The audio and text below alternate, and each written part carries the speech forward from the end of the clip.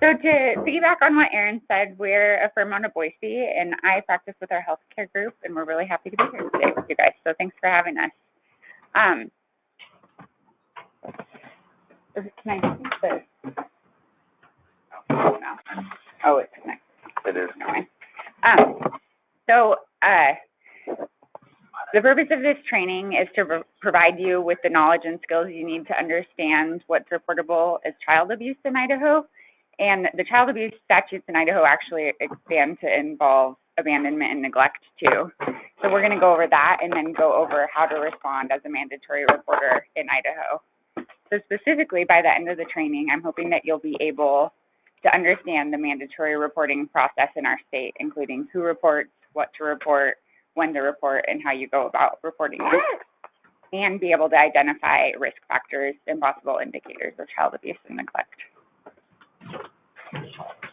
Oh, thanks. Oh, perfect. Okay. So, like Erin said, Family Health Services is receiving Title X funding, and the Office of Population Affairs, which is the office that administers Title X funding, requires that organizations who receive the funding are trained in and comply with state laws on reporting child abuse. So we're going to go primarily over child abuse reporting, but there are other laws. So I just want you to be aware that, like, this presentation won't cover elder laws and things like that. So we're going to start by going over the risk factors, and a lot of them will probably look familiar to you guys. I'm sure you see them and recognize them. The lists aren't determinative of child abuse. If you see a risk factor, it doesn't mean that there's child abuse, and it's not exhaustive. But as providers, they're just things to be conscious of and aware that, you know, those things might indicate things, and you might be one of the only responsible adults in a kid's life looking for them. Okay, so child abuse risk factors like sexual abuse, depression, anxiety, loss of confidence, lack of supervision, self-harm, family disorganization, dissolution, or violence in the home, a parental history of child abuse or neglect, and non-biological transient caregivers in the home.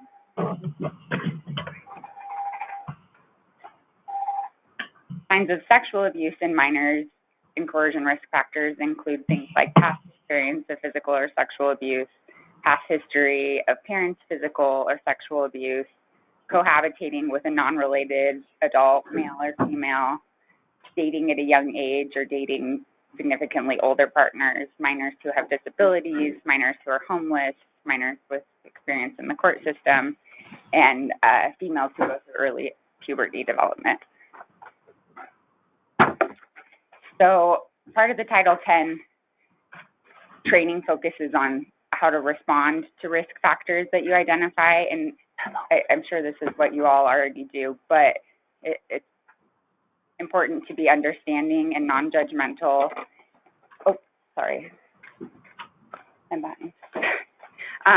To listen openly and provide support services like counseling, safety planning, alternative housing, and to help your patients engage those services if they might need them, and to determine if the information that you're witnessing triggers a duty to report.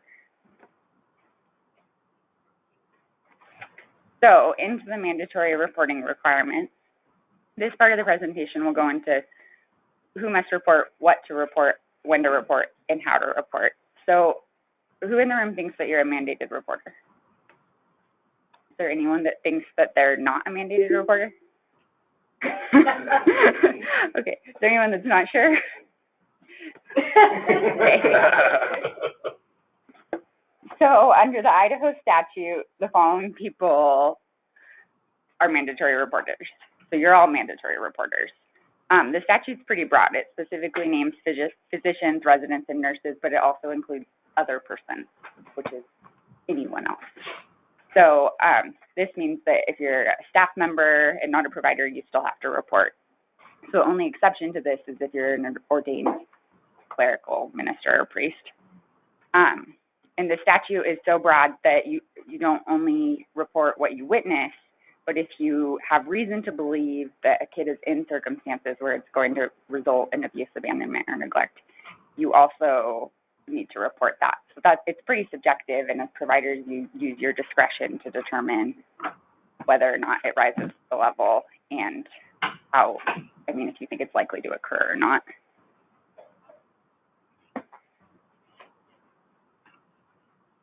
So our child protection state statute is a little different than some states. And in Idaho, it allows hospitals and other healthcare organizations to establish an internal procedure that allows providers to report to a specific person instead of directly reporting it themselves. So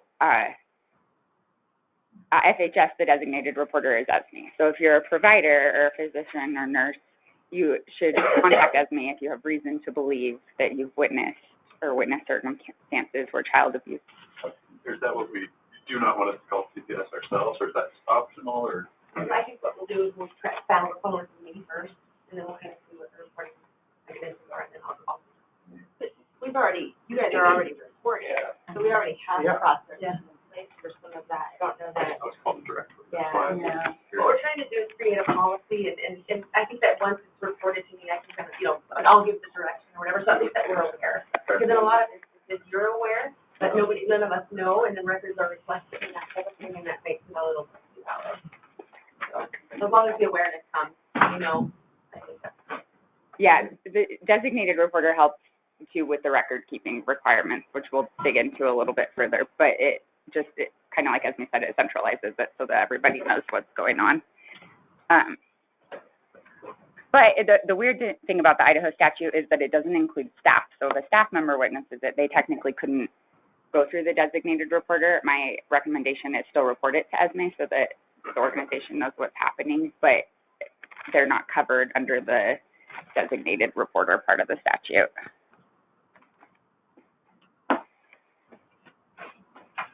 So what should you report? Like we discussed, if you have reason to believe that a minor has been abused, abandoned, or neglected, or is being subjected to circumstances where that is likely to occur, you need to report it to authorities or to the designated reporter. So Family Health Services policy, to me, and it mirrors state law as it should. The organization has the same reporting requirements as the state requirements.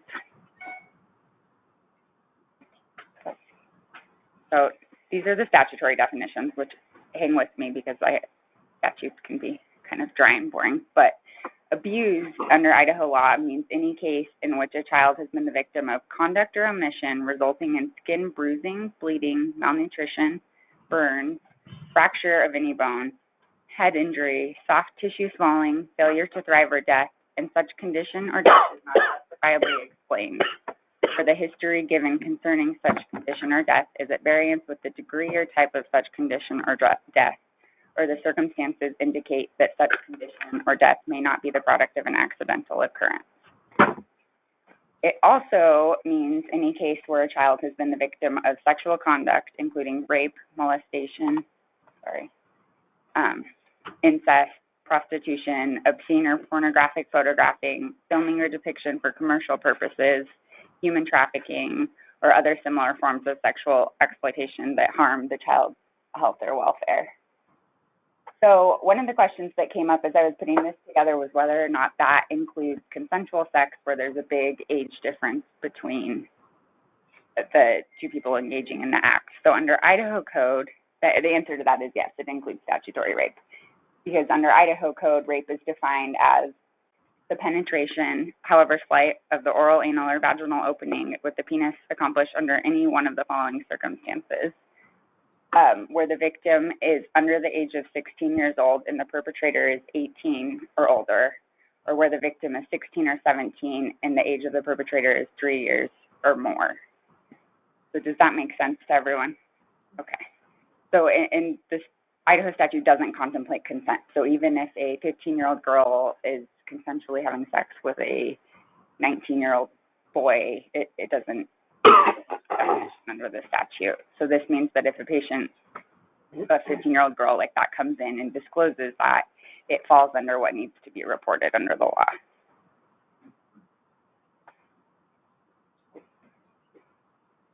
So abandoned means the failure of a parent to maintain a normal parental relationship with his child, including but not limited to reasonable support or regular personal contact.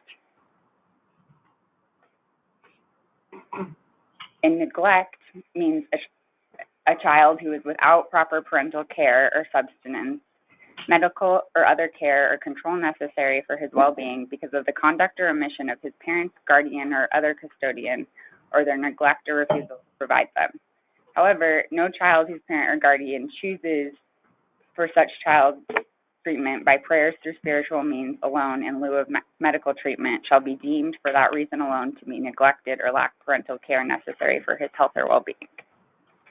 It also means a child whose parents, guardian, or other custodian are unable to discharge their responsibilities to and for the child, and as a result of such inability, the child lacks the parental care necessary for his health, safety, or well-being.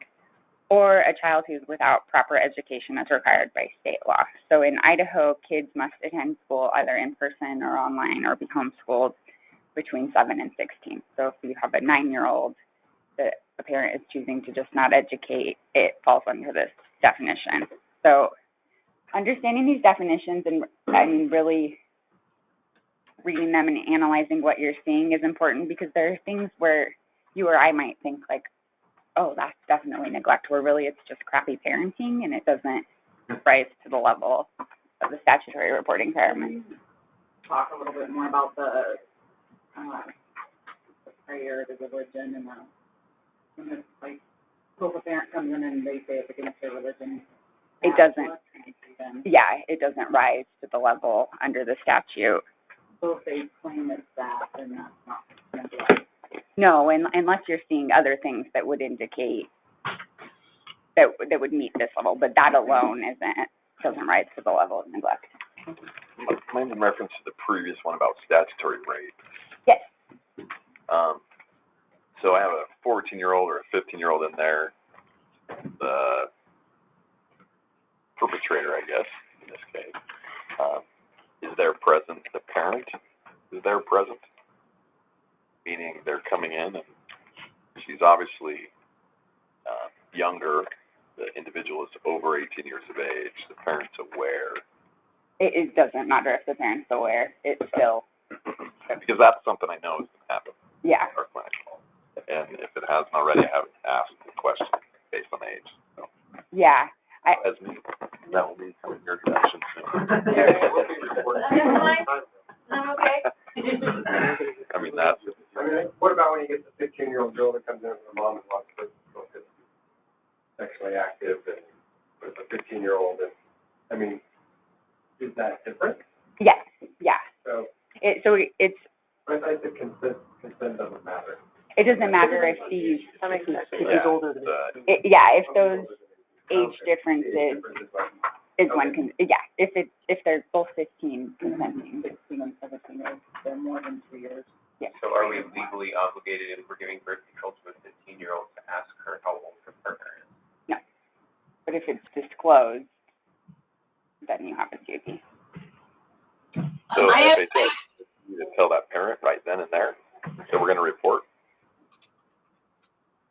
Once you report it. Yeah. Yeah. Best to report it. Okay. Cold call. Yeah.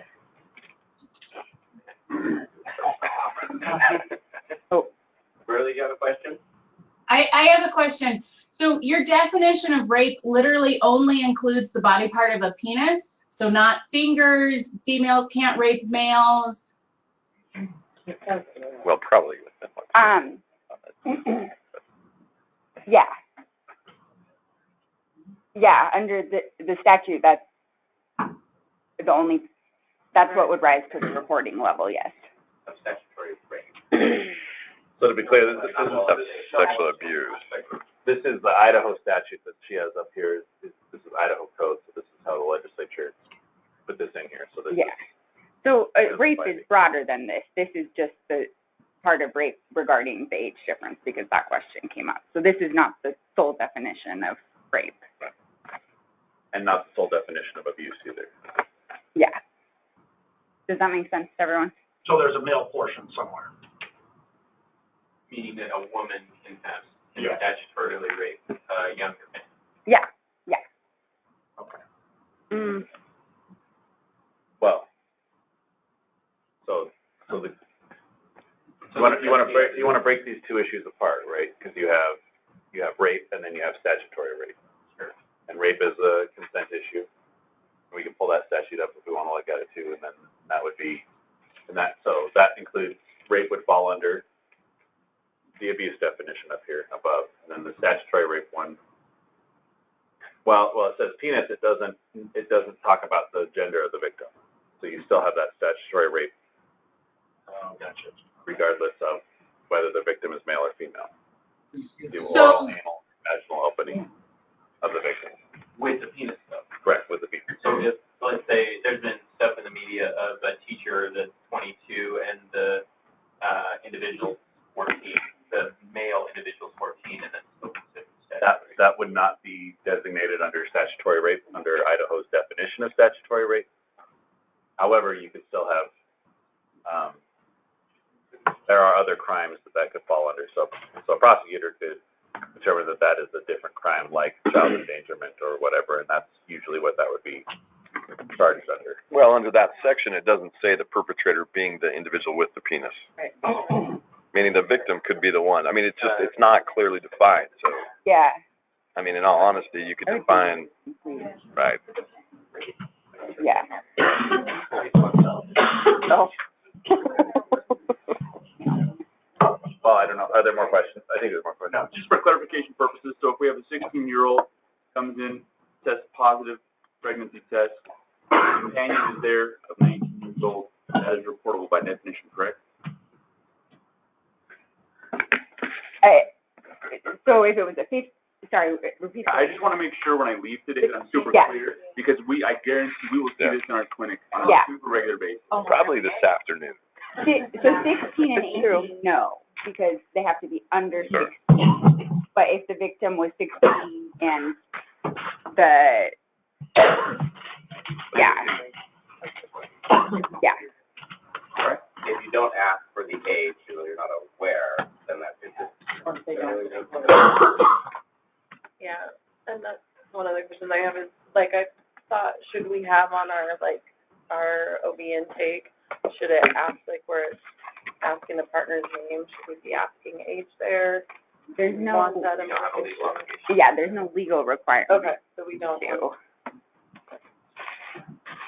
What if they tell us, then Yeah, then you have the information. And Like, stop right there. no, but there's not, you're not obligated. Yeah. Yeah, you don't have to investigate the law. You have to do what's necessary for care of your patient. But there's nothing here that says, there's nothing in what we're talking about that says you have to go and dig and figure out whether or not there's a crime being committed by some definition of statute. Does that make sense? Yeah.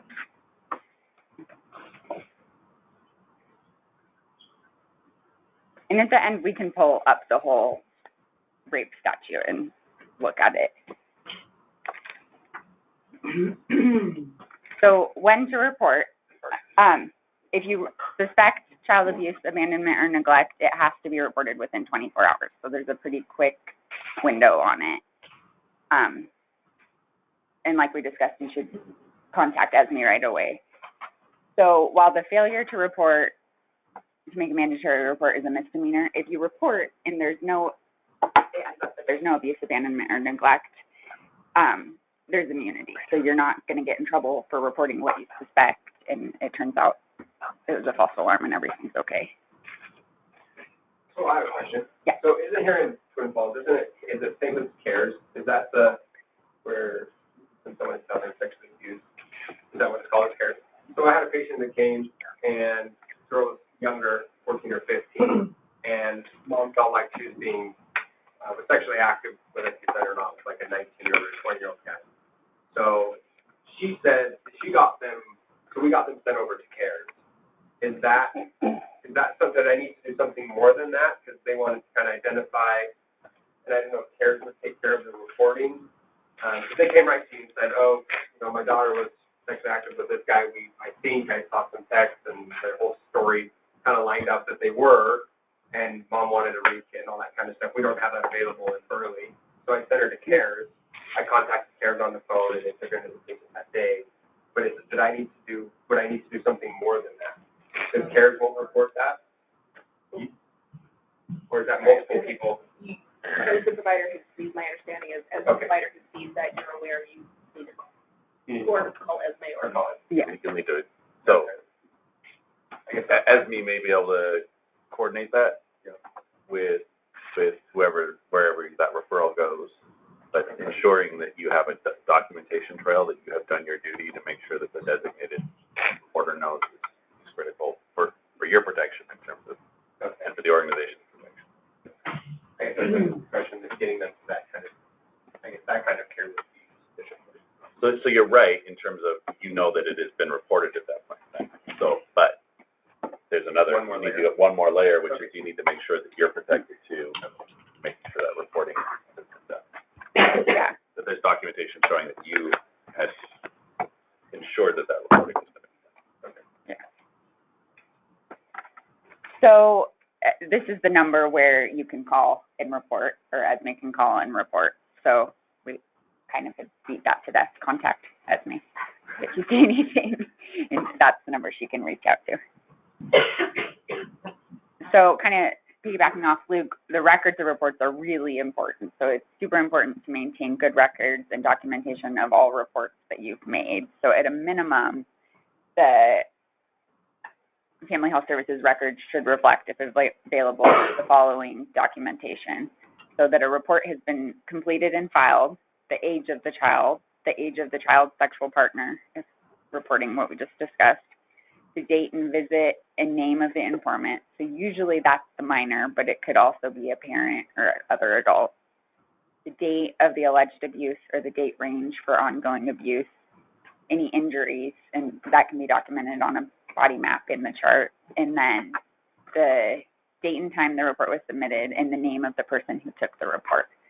So having a really thorough record, if anything comes up in the future, being able to look back and say, no, this is what we reported. We fulfill that duty is really important.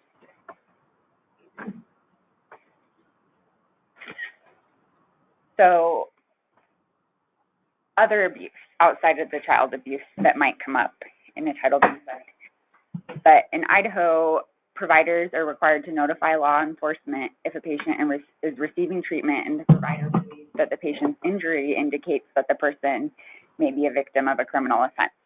So that's broad. And in Idaho, sexual abuse, rape, incest, domestic violence, human trafficking are all crimes. The tricky part on this is that there has to be an injury. They can't disclose it, and then that doesn't trigger a reporting duty. You have to see an injury that confirms, okay, yeah, they're a victim of domestic violence. Also important is that if an adult injured person is seen for the administration of a rape kit, that person's name, address, and other identifiable information has to be kept private.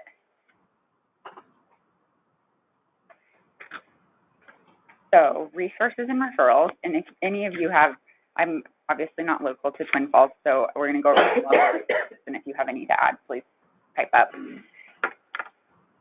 These are some online resources that have good information and that can provide the patients with good information. And I sent this all to Esme, so if you guys want these, she should be able to get them your way. I have a question on the other slide. Yeah. Why is it that you don't, if they're there for a sexual assault, why would you not give that information? It's just the way the statute's written. It specifically states that if they're there for a rape kit, you can't include that information. But if they're not there for that and they tell you about it? Yeah, then it's different. But if they're there, if they come to you and say, I want a rape kit, then their identity is private. Does that make sense? I think it's reduce the barrier to getting women in this practice. You know, there's women who don't go in after a rape because they feel ashamed or embarrassed, whatever it happens to be. And this is a way to remove the barrier for them going in and getting this done, saying, you know, your name, your address, your personal information is not going to be included. Yeah. Yeah.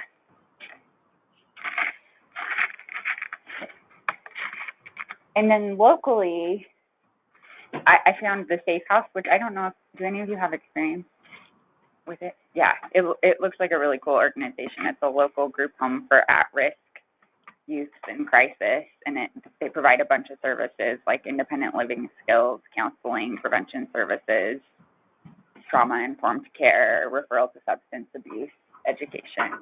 So I think that's a good resource if kids are being abused. And then Voices Against Violence is a domestic violence organization. What else? Let's see. If there are any questions, we're happy to answer them.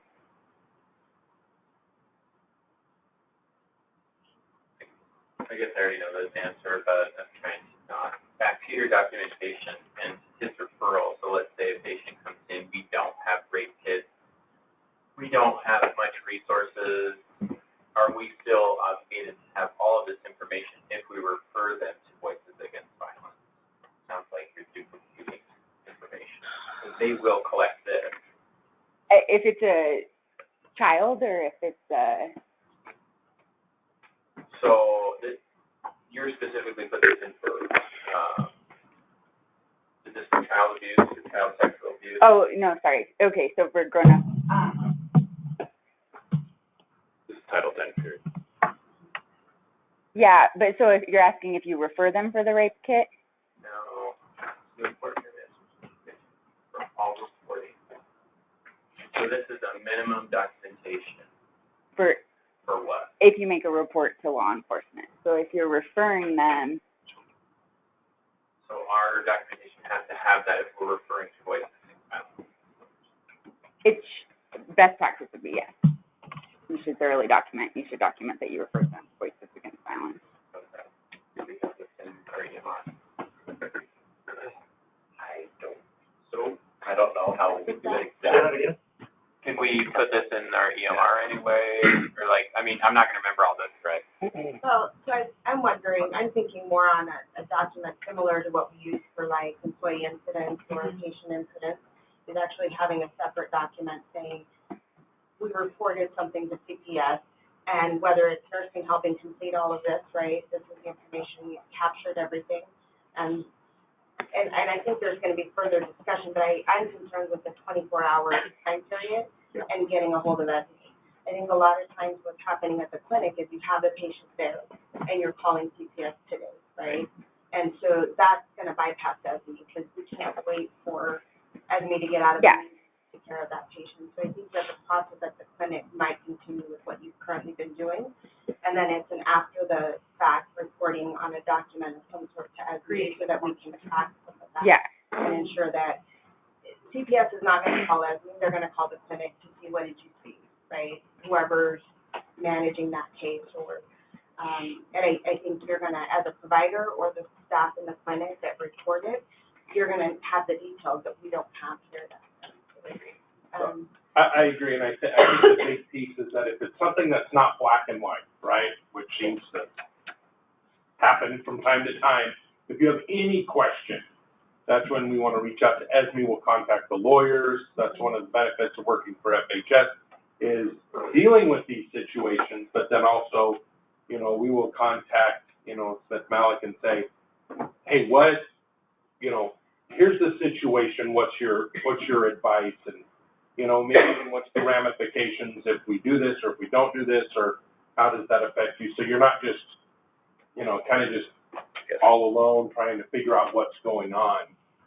If you feel like you're in a situation, you know, contact ESME and we'll get a hold of the lawyers right away. And then, you know, if it is black and white, it's like, wow, you know, this is a situation that needs to be reported. By all means, report. Let ESME know so that we can make sure that, you know, if we get a lawsuit later on or request for records or something later on, we at least kind of have a heads up administratively to give you the support that you need there too. Who would be the backup kid? Probably Robin. I think, like what Dr. Stringham's saying, one of the challenges is we say this is potentially redundant if we report them to somewhere else. The fact that there's been potential abuse occur doesn't often occur. It's not on the list of reason for visit. It's, you know, 3/4 into a visit, you've gone through and documented things digitally, and then go to the body map afterwards. to do that on a paper file is going to be the challenge of logistics. And so maybe in the EMR, if we had those things listed in a way where there's a separate template, OSIS, whatever it ends up being, then we can click over to that, hey, suspected abuse, XYZ, we can have all those things clearly delineated so we can, that would be possible. I don't know if that's what we're thinking. There's already abuse and violence templates in there, I'll get them. No, but Is it in the HPA or is it, No, it's buried. It's buried, but we can put it somewhere so it's easy to get to. I think what you're really talking about is difficulty with documentation or Right. 15 points of things that have to be included, which obviously is going to be a problem for anybody, especially who's got a 20-minute visit, and you need to report the abuse at the same time. So yeah, having something that you can follow. yeah. I think having a separate form that has state of abuse, state reported, is helpful. So, question, so if we have an adult come in and claims that they've been raped or whatever, what is the appropriate response within that time? I mean, whether like. I do know that the ER in Twin Falls has rape kits available. I'm assuming that the Burley Hospital in Cassia also has them. I'm not sure about Jerome Hospital, but we are unfortunately in a situation where we don't have those kits available. Yeah, and if they don't have a physical, if they come in and say I was raped but don't have a physical injury, you're not required to report it to law enforcement under the statute. So at that point, it would be For an adult. yeah, for an adult, sorry. But it'd be best to refer them to organizations that have resources that can help them.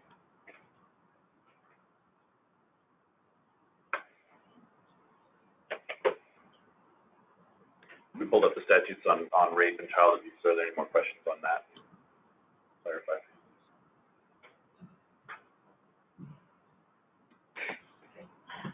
I'm sure there will be They'll some. come up, I promise. Probably sending you. Yeah. You'll be hearing from me a lot. But it's good to get the basics. So thank you so much. Yeah, thanks for having me.